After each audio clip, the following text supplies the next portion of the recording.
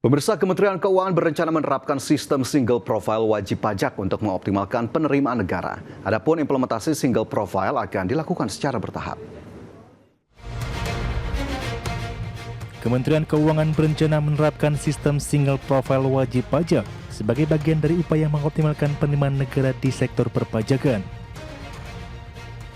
Kebijakan ini tercantum dalam Peraturan Menteri Keuangan Nomor 70 Tahun 2025 tentang Rencana Strategis Kementerian Keuangan 2025-2029 yang memuat sejumlah langkah untuk memperkuat pengelolaan fiskal dan meningkatkan efisiensi pengawasan. Kepala Biro Komunikasi dan Layanan Informasi Kementerian Keuangan Denny Suryantoro menjelaskan implementasi single profile akan dilakukan secara bertahap, termasuk perluasan pemanfaatan pada beragam sistem layanan. Sistem single profile akan menekankan pada aspek integrasi yang dilakukan untuk menyatukan data pengguna layanan Kementerian Keuangan yang selama ini dikelola dalam sistem berbeda. Dengan integrasi tersebut, Direktorat Jenderal Pajak Kementerian Keuangan dapat memperoleh gambaran yang lebih lengkap mengenai kondisi ekonomi wajib pajak. Hal ini akan memudahkan otoritas pajak dalam mendeteksi ketidaksesuaian data, menemukan potensi penerimaan baru, serta mencegah praktik penghindaran pajak. Selain memperkuat pengawasan, menurut Denny, profil tunggal juga mempermudah proses administrasi bagi wajib pajak, sehingga masyarakat tidak perlu lagi memiliki berbagai nomor identitas yang berbeda untuk urusan kependudukan dan perpajakan. Dari Jakarta, Tim Liputan IDX Channel.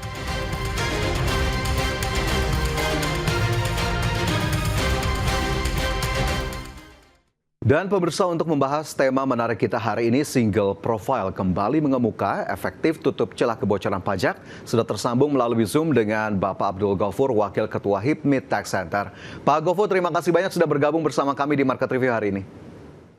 Ya, terima kasih juga Mas Fajar. Ya, Pak Ghaufur, terkait dengan tema kita hari ini, bagaimana sebetulnya Anda memandang efektivitas dari mekanisme penerimaan negara yang berlaku saat ini?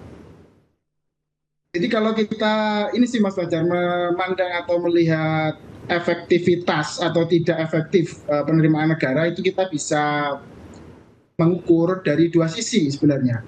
Yang pertama yaitu dengan mengukur atau melihat tax ratio kita, dan yang kedua dengan melihat tax compliance atau kepatuhan gitu. Kalau dari sisi tax ratio kita selama ini beberapa tahun ini memang masih stagnan ya di angka 10%. Jadi ini pun bisa memberikan gambaran bahwa ada basis data yang belum berkembang begitu ya secara signifikan di dalam sistem penerimaan negara ini. Artinya pemerintah atau otoritas perpajakan masih belum bisa menjangkau seluruh sektor ekonomi begitu Mas Fajar. Itu kalau kita melihat dari sisi tax ratio. Kemudian dari sisi tax compliance-nya ini masih alhamdulillah mengalami peningkatan yang lebih positif, dalam artian trennya selalu meningkat gitu ya kalau melihat kepatuhan ini. Karena dengan adanya digitalisasi dalam proses perpajakan, misalnya dengan adanya e-filing, e-faktur, dan pemanfaatan data pihak ketiga, ini mempermudah para wajib pajak gitu ya, para pelaku usaha di dalam melaksanakan kepatuhan perpajakan. Karena ini juga mengurangi beban administrasi bagi para wajib pajak, bagi para pengusaha. Namun demikian, mungkin ini dengan adanya sistem yang berlaku, ada tantangan sih dalam jangka pendek yang perlu segera kita jawab, yaitu dalam proses pelaporan nanti SPT tahunan, kan sebentar lagi ini selesai kan, 2025, kemudian kita harus melaporkan SPT tahunan pajak kita. Kalau menggunakan dengan Cortex sistem ini memang masih ada sedikit kendala gitu. Artinya jangan sampai dengan adanya penerapan Cortex sistem ini malah menurunkan kepatuhan karena masalah teknis begitu, masalah gangguan teknis. Jadi dari dua sisi itu sih kalau kita melihat tingkat efektivitas penerimaan Mas Fajar. Oke, dari compliance, kemudian juga tadi tax ratio, bahkan tadi sistem untuk perpajakan sendiri sudah disinggung oleh Pak Ghaufur. Tapi kalau dari kacamata dunia usaha atau pelaku usaha saat ini sendiri, sebetulnya apakah memang sudah efektif mekanisme yang ada saat ini, Pak Ghaufur? Ya, kalau dari sisi pengusaha sebenarnya kita melihat bahwa di dalam sistem perekonomian kita banyak artikel, banyak tulisan, banyak juga laporan menyatakan bahwa kita masih ada shadow ekonomi begitu ya, atau ekonomi underground gitu. Itu jumlahnya cukup besar, jadi di antara 10 sampai 20 dari produk domestik bruto kita, dari PDB kita. Tentu saja angka ini mungkin tidak bisa terverifikasi dengan ini ya, dengan baik, maksudnya dalam artian tidak bisa dengan tepat angka berapa persen gitu shadow ekonomi kita, karena memang sulit juga untuk menghitungnya, karena memang kan aktivitas shadow ekonomi ini tidak bisa tercatat dan tidak bisa terverifikasi secara langsung begitu. Nah, dengan adanya peradaan shadow ekonomi ini sendiri, artinya masih terdapat kebocoran begitu ya dari sisi penerimaan negara yang tidak bisa terkolek karena aktivitas ekonominya memang underground begitu, memang shadow. Jadi dalam hal ini mungkin perlu dilakukan upaya yang lebih baik lagi oleh otoritas, oleh pemerintah, bagaimana bisa menangkap atau bisa menjaring yang masih di dalam shadow ekonomi ini, masih di luar sistem perekonomian kita, bisa menjadi dan memperbesar atau memperluas basis data untuk kemudian bisa meningkatkan tadi efektivitas penerimaan kita ya, meningkatkan tax ratio kita, meningkatkan penerimaan pajak kita begitu saja. Oke, sebelum kita gali lebih lanjut terkait dengan single profile, tadi menarik juga apa yang Pak Gofur sampaikan terkait shadow economy atau aktivitas perekonomian underground. Nah, boleh diberikan gambaran nggak sih Pak Gofur sebetulnya apa saja yang memang sudah teridentifikasi sebagai underground economy activity atau shadow economy itu sendiri, agar kemudian bisa kita juga lihat celah-celahnya di mana saja ini untuk kebocoran penerimaan negara? Ya, seperti yang tadi sempat saya sampaikan bahwa karena memang aktivitas dari ekonomi underground ini ya, atau shadow ekonomi ini tidak tercatat by sistem, maka ini memang agak susah begitu ya. Tetapi perlu beberapa hal bagaimana supaya kebocoran yang terjadi atau yang selama ini masih belum terkolek atau terkumpulkan menjadi basis perpajakan kita, itu ada beberapa hal yang mungkin bisa dilakukan ya untuk menekan potensi dari kebocoran adanya aktivitas shadow ekonomi tadi itu. Mungkin yang pertama yang perlu dilakukan pemerintah itu yaitu memperkuat mekanisme pemotongan dan pemungutan pajak pada simpul-simpul aktivitas ekonomi yang berpotensi memiliki kebocoran tinggi begitu ya. Artinya misalnya dalam hal ini juga sudah mulai berkembang adanya proses dari transaksi digital maupun aktivitas ekonomi yang berbasis platform itu kemudian direncanakan untuk adanya dilibatkan sebagai pemotong atau pemungut pajak gitu ya, karena selama ini memang belum diterapkan untuk itu yang pertama mungkin.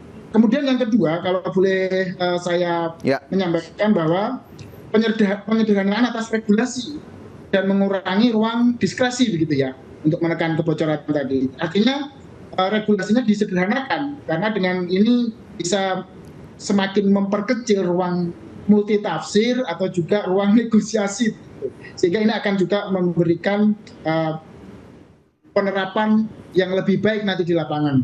Kemudian yang ketiga, mempercepat peningkatan tadi yang disampaikan nanti yang menjadi tema kita terkait dengan single profiling ya, bahwa mempercepat peningkatan dan integrasi basis data, Mas Fajar, karena memang kolaborasi antara berbagai lembaga, dalam hal ini misalnya otoritas pajak dengan instansi lain ya, itu memang perlu dilakukan dengan lebih baik lagi, artinya dikolaborasikan sehingga bisa kita dapatkan tuh data wajib pajak yang secara baik, secara real time dan secara faktualnya seperti apa.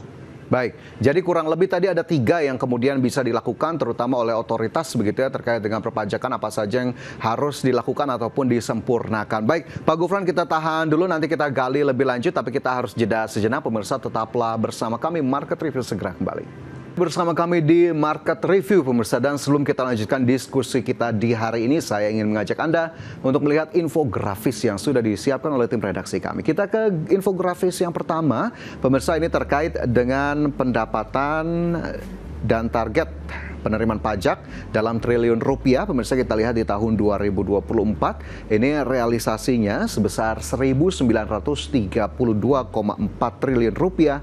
Kemudian di tahun 2025 ditargetkan mencapai 2.076,9 triliun rupiah. Kita ke infografis berikutnya, pemirsa, ini terkait dengan realisasi dan target penerima negara dalam triliun rupiah. Di tahun 2023 tercatat berdasarkan data Kementerian Keuangan 2.783,9 triliun rupiah. Kemudian jika kita lihat di tahun 2024 meningkat ke 2.850,6 triliun rupiah.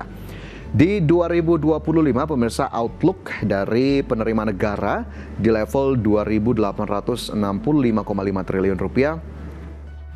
Dan di tahun 2026 berdasarkan RAPBN 2026 ini di 3.153,6 triliun rupiah. Dan kembali kita lanjutkan diskusi kita hari ini, pemirsa, terkait dengan single profile kembali mengemuka. Efektifkah tutup celah kebocoran pajak? Kembali kita lanjutkan diskusi bersama dengan Bapak Abdul Ghaufur, Wakil Ketua HIPMI Tax Center. Pak Ghaufur, kalau kita melihat kembali terkait dengan wacana single profile yang kembali mengemuka, sebetulnya secara general atau secara umum apa yang bisa kita lihat dari wacana ini, Pak Ghaufur, yang memang sudah berjalan dalam beberapa waktu? Iya. Mas Fajar, sebenarnya memang kalau kita bicara tentang single profile ini sebenarnya ada yang sudah berjalan ya. Paling tidak kalau kita sempat melihat dan sempat mendengar bahwa ada proses pemadanan NPWP dan NIK begitu ya. Nah, proses itu tengah berlangsung sampai saat ini. Tapi memang kalau dilihat agak berjalan dengan terlambat gitu ya. Memang agak kurang cepat begitu proses dari pemadanan NIK dan NPWP itu sendiri. Sehingga ini perlu dalam artian perlu memang dilakukan percepatan untuk proses pemadanan NPWP dan NIK tersebut. Nah, yang tidak kalah pentingnya adalah bagi para wajib pajak, bagi para pengusaha, proses dari single profiling ini semestinya tidak menambah beban baru gitu ya. Dalam artian jangan sampai dengan adanya single profiling ini akan menambah beban administrasi bagi wajib pajak. Itu yang menjadi catatan sih.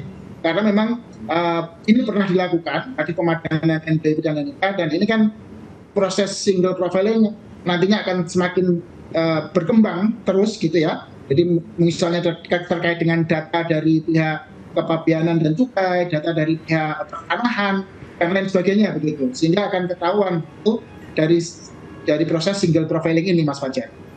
Oke, tapi sebetulnya dari pelaku usaha terkait dengan single profile ini sendiri sebetulnya ya akan mengikuti saja begitu ya, Pak Ghaufur, ataukah justru memang tadi sudah terlihat akan ada kendala di sana-sini untuk kemudian memadankan dari wajib pajak itu sendiri?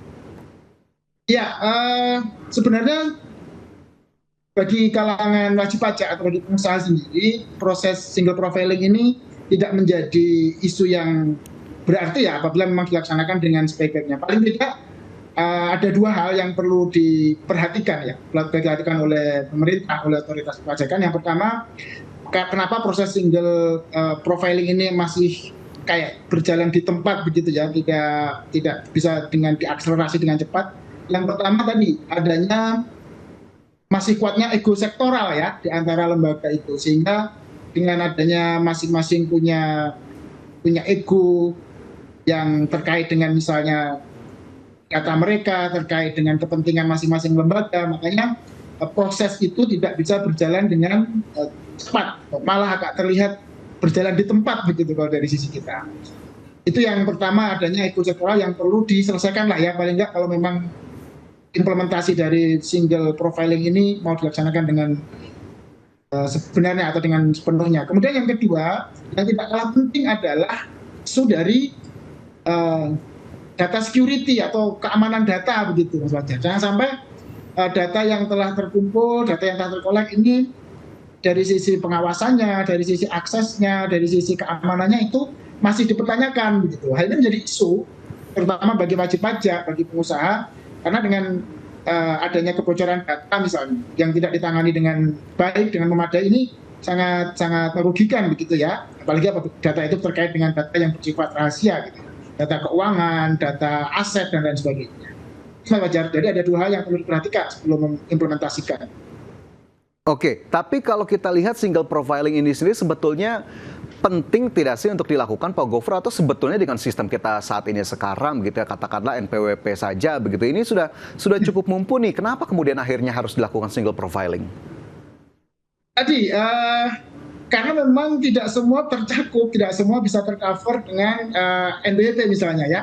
Pasti ada data-data yang tidak dilaporkan, data-data yang belum tercatat, belum disampaikan di dalam pelaporan pajak misalnya. Sehingga perlu adanya kolaborasi tadi, perlu adanya integrasi data dari berbagai lembaga untuk bagaimana memang menyiapkan dan menyatakan semuanya ini bisa nanti dengan adanya single profiling ini, optimalisasi atas penerimaan negara tadi bisa tercapai begitu Mas. Oke, optimalisasi penerimaan bisa tercapai begitu. Tapi dalam tanda kutip begitu ya, ini sebagai masyarakat umum begitu Pak Gofur, apakah kemudian ini tidak berarti bahwa pemerintah sepertinya ingin mencari sampai ke lubang semut begitu ya, bagaimana kemudian penerimaan negara melalui pajak bisa didapatkan, bahkan dengan nomor induk kependudukan atau NIK saja ini bisa ketahuan begitu. Nah, apakah kemudian ini tidak menjadi citra yang di tengah kondisi saat ini menjadi citra yang agak kurang mengenakan atau kurang positif Pak Gofur sebetulnya penerapan single profiling ini? Iya, memang penerapan dari nanti single profiling ini memang tadi isunya antara lain masalah dari keamanan data atau data security tadi. Tetapi memang dari sisi pengusaha juga perlu kita lihat bahwasanya penerapan dari single profiling nanti seperti yang saya sampaikan di depan, satu, jangan sampai menambah beban administrasi. Yang kedua, ini juga ada kepastian hukum atas pemanfaatan data tersebut sehingga masyarakat tidak menjadi liar kan isunya kalau ada kejelasan atas pemanfaatan data tersebut. Kemudian yang ketiga, tadi perlindungan atas keamanan data itu penting ya. Jangan sampai data kita nanti malah bisa diakses, apalagi dengan perkembangan teknologi yang semakin canggih untuk ada hacker yang bisa melihat, ada yang memang digunakan untuk kepentingan yang tidak baik. Kemudian perlu juga dilakukan uji coba yang secara bertahap begitu dalam rangka penerapan single profiling ini. Jangan sampai peristiwa yang kemarin Cortex System misalnya masih dalam proses awal sehingga kita lihat banyak wajib pajak, banyak para pengusaha yang kemudian kesulitan secara teknis ya, secara sistem karena adanya belum siapan sistem yang diberlakukan begitu. Sehingga perlu adanya uji coba secara bertahap supaya ini bisa benar-benar tidak mengganggu daripada proses bisnis yang sedang dijalankan. Itu saja. Baik, tidak mengganggu proses bisnis yang dijalankan, tidak kembali menjadi tambahan beban, baik bagi wajib pajak pribadi atau bahkan wajib pajak badan usaha. Baik, lantas seperti apa yang harus dilakukan oleh otoritas terkait untuk kemudian bisa mempercepatlah dalam tanda kutip ataupun mengakselerasi dari penerapan single profiling ini sendiri? Apakah kemudian sosialisasi atau edukasi masih harus terus dilakukan? Tapi nanti kita akan lanjutkan usai jeda. Pemirsa tetaplah bersama kami, Market Review segera kembali.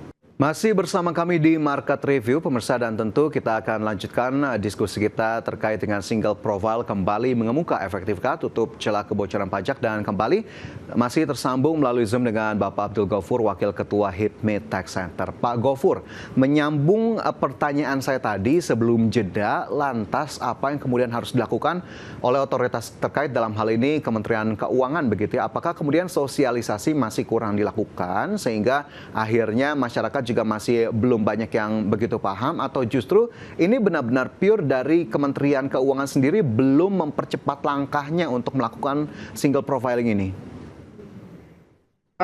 Ya, memang tadi ya, sebenarnya proses dari single profiling kemarin sudah mulai di tahap pertama, misalnya pemadanan NIK dan NPWP itu menjadi salah satu langkah awal untuk nanti ke depannya semakin dilengkapi ya, semakin disempurnakan dengan integrasi data-data dari lembaga atau dari instansi-instansi lain yang memang diperlukan dalam rangka proses kepatuhan perpajakan ini gitu. Artinya sosialisasi yang baik, yang sistematis, yang dilakukan secara berkala, bertahap, jadi dan baik secara sistemnya, kemudian secara aturannya, kemudian secara implementasinya bisa dilakukan dengan baik, dengan bertahap, sehingga pada akhirnya nanti proses single profiling atau integrasi data dari berbagai lembaga, berbagai instansi ini bisa memberikan dampak yang baik, terutama dalam hal tadi peningkatan penerimaan negara dari sektor atau dari sisi perpajakan. Oke, lantas kalau kita lihat single profiling ini sendiri juga dinyatakan oleh pemerintah tujuannya agar kemudian datanya lebih terintegrasi antara satu lembaga negara dengan lembaga lainnya. Tapi apakah di lapangan memang masih suka ditemui Pak Gofur, terutama dari para pelaku usaha, bahwa datanya memang belum terintegrasi sehingga akhirnya menimbulkan dalam tanda kutip kelelahan tersendiri bagi para pelaku usaha ataupun wajib pajak kalau mengurus ke satu lembaga, nanti mengulang lagi langkahnya, terutama dengan terkait data perpajakan? Nah, sebenarnya yang kita harapkan dari sini adalah proses single profile ini bisa menciptakan level playing field yang lebih adil ya, yang lebih setara. Artinya memang kira-kira memang ada cue bahwa jangan berburu di kebun binatang, gitu. Karena selama ini tadi basis data yang ada belum meningkat secara drastis. Nah, dengan adanya single profiling ini nanti diharapkan basis data perpajakan bisa semakin luas, semakin meningkat, sehingga pada akhirnya peningkatan pajak juga semakin baik. Artinya dari sisi pelaku usaha sebenarnya yang memang masih di dalam underground ekonomi, shadow ekonomi ini juga bisa nantinya tercakup di dalam sistem perekonomian kita. Ya, tidak ada lagi istilahnya free rider lah ya. Ada pengusaha yang bayar pajak, ada yang taat pajak, ada yang patuh, tapi juga sisi lain misalnya pesaingnya atau kompetitornya yang masih berada di dalam sistem shadow ekonomi, sehingga kan tidak sehat persaingannya gitu. Oke, baik, itu menjadi catatan tersendiri begitu ya. Oke, katakanlah para wajib pajak, baik badan usaha atau pribadi, ini sudah mengikuti dengan patuh begitu ya terkait dengan single profiling ini sendiri, memadankan NIK dan juga NPWP. Tapi tadi kembali ke apa yang Pak Gofur sampaikan, sistemnya juga ini menjadi satu hal tersendiri yang terus disoroti. Sebetulnya sistem perpajakan kita saat ini, apalagi kita sebut saja Cortex kemarin yang sempat bermasalah, ini apakah kemudian harus frontal kembali langkah perbaikan yang harus dilakukan Pak Gofur demi menjaga kepercayaan para wajib pajak juga ke depannya?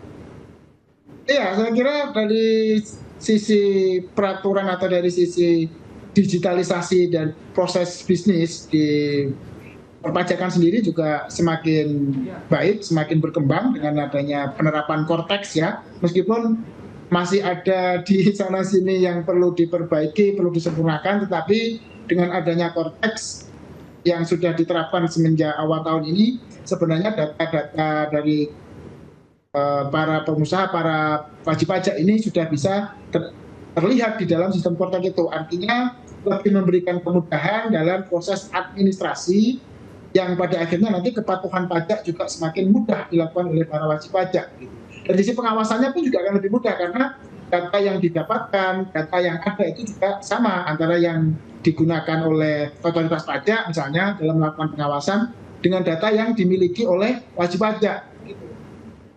Oke, jadi memang akhirnya segala hal, segala lini benar-benar harus kemudian terus diakselerasi kembali ataupun diperbaiki. Jangan sampai kemudian ada kekurangan di sana-sini, padahal memang langkah ataupun tujuan yang diinginkan begitu ya, ini sudah cukup baik, sudah cukup positif. Lantas kemudian apa yang diharapkan timbal balik atau insentif lah katakan Pak Gofur, terutama dari para pelaku usaha, seturut dengan rencana penerapan dari single profile ini sendiri? Nah, tadi sih yang menjadi harapan dari para wajib pajak, para pelaku usaha pada dasarnya adalah mengurangi beban administrasi ya, dengan adanya kemudahan terkait dengan digitalisasi tadi, terkait dengan single profile tadi, maka data yang ada, sumber data yang ada bisa semua diakses, sehingga data yang tersaji pun antara otoritas pajak dengan wajib pajak sama, sehingga tidak terjadi bias begitu ya. Karena di sisi lain biasanya ketika ada ketidaksamaan, ketika ada perbedaan inilah yang akhirnya menimbulkan kecurigaan satu sama lain. Apakah ada data yang masih disembunyikan misalnya. Baik wajib pajaknya dicurigai, kemudian hanya otoritasnya tidak dicurigai oleh pelaku usaha begitu.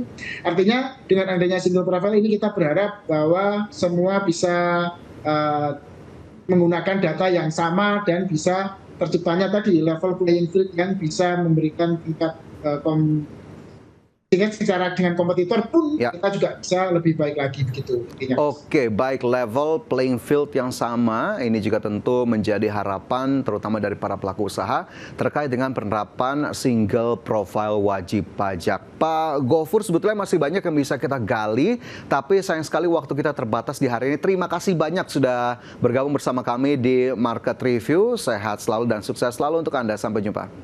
Terima kasih Mas Fajar.